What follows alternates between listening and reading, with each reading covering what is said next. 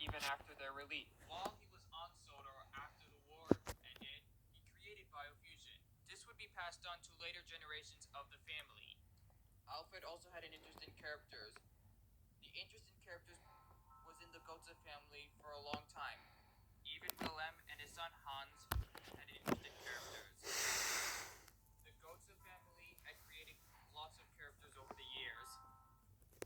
And of all the characters, the Thomas character was the most popular. Not to brag. Diesel and Diesel 10, who were originally bad guys in the Thomas series, were created as good characters. Hans set up Sodor Research, and then he married. He and his wife, Abby Collins, had a son named Thomas Goetze. Meanwhile, two other characters, Thomas the Tank Engine and his made-up brother, Timothy, were created. The Timothy came from a creepypasta for Thomas, which he was originally bad. But when he was created in real life, he wasn't meant to be bad. He was meant to be a good brother. Thomas and Timothy used to work on the London, Brighton, and South Coast Railway, but they were later bought by the Pack Controller.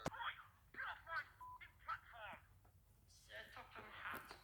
Born into money, he took his ridiculous name to heart and started wearing a top hat all the time. Of course, we islanders had a different name for him.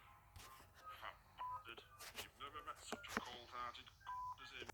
Not to mention that Mayor tried to confront, so it was the first one to confront Storm Hat, but the fat ass was like, nah, get out of here. You're not an engine. Like, bro, what is wrong with you? I already can tell how worse that feature will be by any minute soon.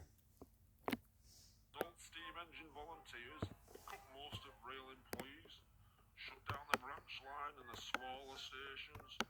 He was happy to let the railway rust away, just like they did to the main line. But the fortunes of the railway were about to take a profitable turn. A stroke of luck for the island that would result from tragedy.